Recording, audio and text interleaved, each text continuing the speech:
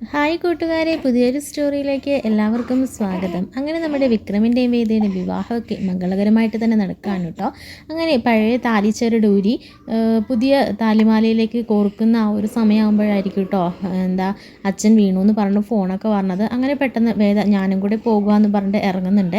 ഇതേ സമയത്ത് അച്ഛമ്മയും ഒക്കെ എല്ലാവരും പറയുന്നുണ്ട്, മോളെ ഇപ്പം മണ്ഡപത്തിൽ നിന്ന് ഇറങ്ങി പോകരുത്, ഈ ചടങ്ങുകളൊന്ന് കഴിയട്ടെ എന്നിട്ട് ഇറങ്ങി പോകാവുള്ളൂ, അല്ലെങ്കിൽ അതൊരു ദുശകുനമാണ് എന്നൊക്കെ പറയാൻ കേട്ടോ. എങ്കിലും എൻ്റെ അച്ഛൻ അങ്ങനെ കിടക്കുമ്പോൾ എനിക്ക് സമാധാനത്തോടെ എങ്ങനെ ഇവിടെ ഇരിക്കാൻ കഴിയും മുത്തശ്ശി, എന്നെ ഒന്ന് പോകാൻ അനുവദിക്കുക, ഞാൻ വേഗം തന്നെ അച്ഛൻ്റെ സുഖവിവരം അറിഞ്ഞിട്ട് വേഗം തന്നെ തിരിച്ചു വരാം എന്നൊക്കെ പറയാൻ കേട്ടോ. അങ്ങനെ പിന്നീട് കാണിക്കുന്നത് വേദ അങ്ങ് ഹോസ്പിറ്റലിലേക്ക് പോവുകയൊക്കെയാണ്. പക്ഷേ ഹോസ്പിറ്റലിലൊക്കെ ചെന്ന് കഴിയുമ്പോഴത്തേനും അച്ഛന് വലിയ കുഴപ്പമൊന്നും കാണില്ല, വലിയ സീരിയസ് ആയിട്ടുള്ള മാറ്റമൊന്നും അല്ല എന്നൊക്കെ പറയണം. അങ്ങനെ അമ്മയാണെങ്കിലും പറയുന്നുണ്ട്, മോള് ചടങ്ങുകൾ മുടക്കണ്ട, തിരികെ അങ്ങോട്ടേക്ക് തന്നെ ചെല്ല്, താലി ഊരിയതാണ്, അത് കോർത്തിട്ടിട്ടില്ല എന്നൊക്കെ പറയാൻ കേട്ടോ. അങ്ങനെ വേറൊരു ശുഭമുഹൂർത്തം നോക്കി തന്നെ ആ ഒരു താലി വിക്രം വേദയുടെ കഴുത്തിലേക്ക് ചാർത്തുകയൊക്കെ ചെയ്യാൻ കേട്ടോ. അങ്ങനെ വേദയാണെങ്കിൽ തലേ ദിവസം വേദ വന്ന കാര്യങ്ങളും ആ വന്ന് നിന്ന് അത്രയും ദിവസത്തെ വേദയുടെ ഓരോ അനുഭവങ്ങളും ഒക്കെ ഓർത്തിങ്ങനെ കരയുന്നതും, അതുപോലെ തന്നെ ഇപ്പോൾ അച്ഛന് സുഖമില്ലാതായതും, അങ്ങനെ ഓരോ കാര്യങ്ങൾ ആലോചിച്ച് വേദയാണെങ്കിൽ ആകെ വിഷമിച്ചിരിക്കുകയാണ് കേട്ടോ. ഈ സമയത്തായിരിക്കും ഈ വേദനെ കാണുമ്പോൾ നമ്മുടെ വിക്രമിനും ചെറിയൊരു സങ്കടവും സഹതാപവും ഒക്കെ തോന്നുന്നുണ്ട്. ഇതേ സമയത്ത് നമ്മുടെ വിക്രമിനൊരു ഫോൺ കോൾ വരികയാണ് കേട്ടോ. അത് മറ്റാരും ആയിരിക്കില്ല, വർക്ക്ഷോപ്പിൽ നിന്നായിരിക്കും. അതുപോലെ തന്നെ അങ്ങനെ ഫോൺ വിളിക്കുകയാണ് കേട്ടോ. അതിൽ നിന്ന് പാർട്ടി സമ്മേളനമാണ്, നീ ഇല്ലാതെ ഒന്നും നടക്കില്ല, നീ വരില്ലേ എന്നൊക്കെ ചോദിക്കുമ്പോൾ അതിനെന്താ, ഞാൻ അവിടെ എപ്പോൾ എത്തിയെന്ന് ചോദിച്ചാൽ മതി, അല്ല ഇന്ന് നിൻ്റെ കല്യാണമൊക്കെ മറ്റോ ആണെന്നൊക്കെ പറയുന്നത് കേട്ടു, ഇനി നിനക്ക് വരാൻ സാധിക്കുമോ, അതൊക്കെ ഞാൻ അവിടെ എത്തിയിരിക്കും, കല്യാണമൊക്കെ ഇവർക്ക് വേണ്ടിയിട്ടുള്ള ഒരു ഇതല്ലേ എന്നൊക്കെ പറയാൻ കേട്ടോ. അങ്ങനെ പിന്നെ വിക്രം അവിടേക്ക് പോവുകയാണ്. വിക്രം ബൈക്ക് എടുത്തുകൊണ്ട് അങ്ങോട്ടേക്ക് പോകുന്ന കാണുമ്പോൾ എല്ലാവരും അതിശയിച്ച് നിൽക്കുകയാണ് കേട്ടോ. അച്ഛമ്മ കമലാമ്മയോട് ചോദിക്കുന്നുണ്ട്, ഇവനിത് എവിടേക്കാണ് പോയത്, ഇന്നവൻ്റെ വിവാഹ ദിവസമല്ലേ, ഈ ദിവസമെങ്കിലും അവനിവിടെ നിന്നൂടെ എന്നൊക്കെ പറയുമ്പോൾ കമലാമ്മ പറയുന്നുണ്ട്, ഞാനെന്ത് ചെയ്യാനാ, അമ്മ ഇവിടെ ഉള്ളപ്പോൾ തന്നെ ഇങ്ങനെയൊക്കെ കാണിക്കുമെങ്കിൽ അമ്മ ഇല്ലാത്തപ്പോൾ ഇവിടെ എന്തൊക്കെയാണ് നടക്കുന്നതെന്ന് അമ്മയ്ക്കറിയില്ലേ എന്നൊക്കെ ചോദിക്കാൻ കേട്ടോ. ഇത് കൂടെ കണ്ടു കഴിയുമ്പോൾ വേദയ്ക്ക് ആകെ സങ്കടമാണ് കേട്ടോ. അങ്ങനെ മുത്തശ്ശി എന്നിട്ട് വേദനെ ആശ്വസിപ്പിക്കുന്നൊക്കെ ഉണ്ട്, നീ ഒന്നുകൊണ്ടും വിഷമിക്കേണ്ട, അവൻ്റെ സ്വഭാവം ഇങ്ങനെയൊക്കെയാണെന്ന് നമുക്കറിയാമല്ലോ, അവൻ ഈ വിവാഹത്തിന് വരെ സമ്മതിച്ചില്ലേ, അത് തന്നെ വലിയ കാര്യം, ഇനി ഇവനെ അടിമുടി മാറ്റിയെടുക്കേണ്ടത് എൻ്റെ വേദക്കുട്ടിയാണ് എന്നൊക്കെ പറഞ്ഞ് വേദനെ ആശ്വസിപ്പിക്കുന്നുണ്ട് കേട്ടോ. അച്ഛനെ വിളിച്ചോ മോള്, എങ്ങനെയുണ്ട് അച്ഛനിപ്പോൾ എന്നൊക്കെ ചോദിക്കുന്നുണ്ട് കേട്ടോ.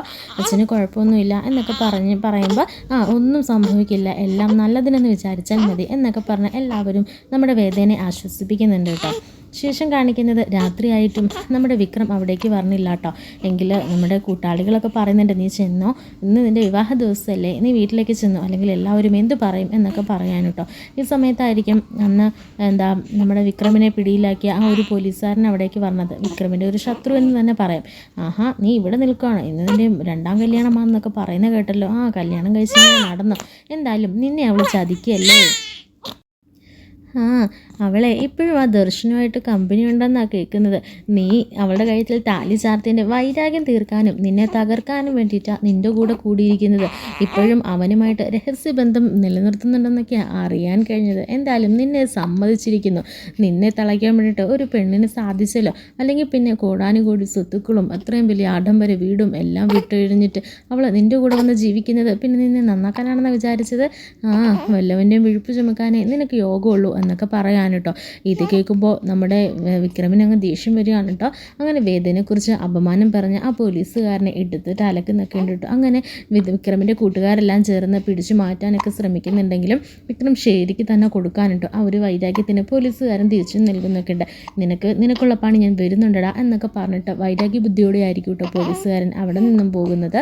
ശേഷം കാണിക്കുന്നത് വിക്രം കുടിയനാകുകയാണ് കേട്ടോ. അതായത് വിക്രം അങ്ങ് കുടിച്ച് ഇതായിട്ട് നിൽക്കുകയാണ്, വിക്രമിന് കൺട്രോൾ ചെയ്യാൻ പറ്റുന്നില്ല, വിക്രമിൻ്റെ ദേഷ്യവും ആ ഒരു ഇതൊക്കെ. അങ്ങനെ വിക്രം കുടിച്ച് കൂത്താടിയായിരിക്കും കേട്ടോ വീട്ടിലേക്ക് ചെല്ലുന്നത്. ഇതേ സമയത്ത് വിക്രമിനെ കാണാതെ എല്ലാവരും വിഷമിച്ച് ആകുലതയോടെ നിൽക്കുകയായിരിക്കുമേ. അങ്ങനെ എല്ലാവരും ഒരു പാതി മയക്കത്തിലൊക്കെ ആയി കാണും. എന്നാലും വിക്രം വന്നിട്ട് വിക്രമിൻ്റെ അടുക്കിലേക്ക് അയക്കാമെന്ന് കരുതി മുത്തശ്ശിയൊക്കെ അവിടെ തന്നെ നിൽപ്പുണ്ടായിരിക്കും കേട്ടോ. അങ്ങനെ വിക്രമിൻ്റെ ബൈക്ക് വന്ന് നിൽക്കുന്ന കാണുമ്പോൾ വേദ എവിടേക്ക് ചെല്ലുന്നുണ്ട്, നിങ്ങളിത് എവിടെ പോയതായിരുന്നു, എത്ര നേരമായി നിങ്ങൾ, ഇന്ന് ഒന്നുമില്ലെങ്കിൽ നമ്മുടെ വിവാഹ ദിവസമല്ലേ, എല്ലാവരും നിങ്ങൾക്ക് വേണ്ടി ഇവിടെ കാത്തിരിക്കുകയാണ് എന്നൊക്കെ പറയാൻ കേട്ടോ. എനിക്ക് വേണ്ടി കാത്തിരിക്കാൻ ഞാൻ ആരോടും പറഞ്ഞിട്ടില്ല, അല്ല നീ എന്തിനാ ഇവിടേക്ക് വന്നത്, നീ പോ, ഞാനിവിടെ കയറുന്നില്ല, നിങ്ങൾ കുടിച്ചിട്ടുണ്ടല്ലേ ഈ കുടിയും വെച്ചുകൊണ്ട് നീ നിൻ്റെ കാര്യം നോക്ക്, എൻ്റെ കാര്യത്തിൽ കൂടുതൽ ഇടപെടാൻ വരണ്ട, എനിക്കറിയാം എന്ത് ചെയ്യണം ഏത് ചെയ്യണമെന്ന്, മാറിക്കേ എന്ന് പറഞ്ഞിട്ട് കുടിച്ച് ലക്കില്ലാതെ വീട്ടിലേക്ക് കയറി പോകുകയാണ് കേട്ടോ. ഇതേ സമയത്ത് വിക്രമിൻ്റെ ഈ ഒരു വരവ് കാണുമ്പോൾ എല്ലാവരും ആകെ സങ്കടപ്പെടുകയാണ്. മാഷ് പറയുന്നുണ്ട്, ഇപ്പം നിങ്ങൾക്ക് മനസ്സിലായല്ലോ എങ്ങനെയൊക്കെ കാണിച്ചെന്ന് പറഞ്ഞാലും ഇവൻ നന്നാവാൻ പോകുന്നില്ല.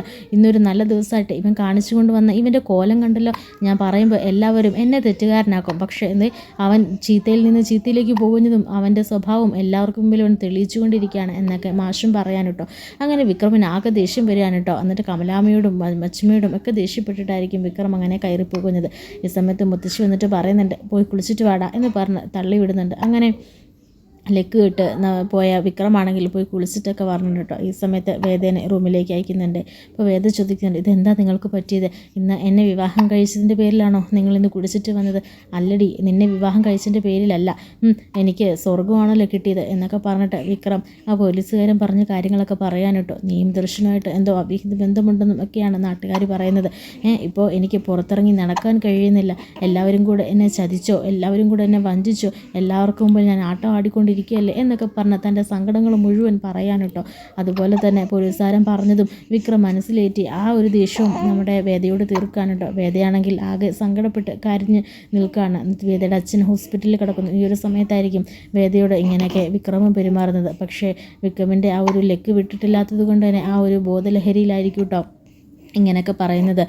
വിക്രം അതൊന്നും അറിയണില്ല. രാവിലെ എണീക്കുമ്പോൾ കരഞ്ഞു തളർന്ന് നിൽക്കുന്ന വേദനെ കാണുമ്പോൾ വിക്രമിനാകെ സങ്കടമാകാണ് കേട്ടോ. ഇന്നലെ പറഞ്ഞതൊക്കെ ഇത്തിരി കടന്നുപോയി എന്ന് വിക്രമിന് തന്നെ മനസ്സിലാവുകയാണ്. വേദയോട് മാപ്പൊക്കെ ചോദിക്കുന്നുണ്ട് കേട്ടോ. വേദയ്ക്കാണെങ്കിൽ ഒരു തരി സ്നേഹം നമ്മുടെ വിക്രമിനോടുണ്ടായിരുന്നു കേട്ടോ. അതായത് ഉള്ളിൻ്റെ ഉള്ളിൽ എവിടെയോ താൻ വിക്രമിനെ സ്നേഹിക്കുന്നു എന്നൊരു വിചാരം നമ്മുടെ വേദയ്ക്കുണ്ടായിരുന്നു. പക്ഷേ വേദയോട് ഈ തൻ്റെ അച്ഛൻ ഇങ്ങനൊരു അവസ്ഥയിൽ കിടക്കുമ്പോൾ തന്നെ വേദയോട് ഈ ഒരു രീതിയിൽ സംസാരിച്ച വിക്രമിനെ അതോടുകൂടി വേദ വെറുക്കുകയാണ് കേട്ടോ. അങ്ങനെ വേദ ഒരുപാട് വിക്രമിൻ്റെ മുൻപിൽ കരയാണ് കേട്ടോ. ഇതെല്ലാം കാണുമ്പോൾ വിക്രമിനും സങ്കടവും ഒക്കെ വരുന്നുണ്ട്. പക്ഷേ എന്ത് ചെയ്യാനാവും, ആ ഒരു അബോധാവസ്ഥയിൽ വിക്രം എന്തൊക്കെയൊക്കെയോ പറഞ്ഞുപോയി. ആ ഒരു ദേഷ്യവും സങ്കടവും ഒക്കെ വേദയോട് തീർത്തുപോയി. അത് ഒന്നും അറിഞ്ഞുകൊണ്ടായിരുന്നില്ല. പിന്നീട് മാപ്പ് പറഞ്ഞിട്ടും അതൊന്നും വേദ കൂട്ടാക്കുന്നില്ല കേട്ടോ. വേദയുടെ സങ്കടങ്ങൾ മുഴുവൻ പറഞ്ഞ് അച്ചമ്മയോട് കരയുകയായിരുന്നു. അങ്ങനെ അച്ചമ്മ വന്ന് വിക്രമിനെ കുറേ ഉപദേശിക്കുന്നതൊക്കെ ഉണ്ട്. അതൊക്കെ കേൾക്കുമ്പോഴും വിക്രമിന് ഒന്നും തന്നെ പറയാനാവുന്നില്ല കേട്ടോ. വീണ്ടും വിക്രം വീട്ടിൽ നിന്നും എങ്ങനെ ഇവിടെ നിന്ന് ഞാൻ പോകുകയാണെന്നൊക്കെ പറഞ്ഞിട്ട് ഷോപ്പിലേക്ക് പോകുന്നുണ്ട് കേട്ടോ. എനിക്ക് മനസ്സമാധാനം ഇല്ല, ഒരു സന്തോഷമില്ല എന്നൊക്കെ പറഞ്ഞിട്ട് അവിടെ പോയിരിക്കാൻ കേട്ടോ. അങ്ങനെ കൂട്ടുകാരോട് നടന്ന കാര്യങ്ങളൊക്കെ പറയുമ്പോൾ അവരും വഴക്ക് പറയുന്നുണ്ട്, ചീത്ത പറയുന്നുണ്ട്. വേദയോട് എന്തെങ്കിലുമൊക്കെ പറഞ്ഞ് നീ മാപ്പ് പറയണം, മാപ്പ് പറഞ്ഞ് ആ കുട്ടിയുടെ മനസ്സ് നീ വിഷമിപ്പിക്കല്ലേ എന്നൊക്കെ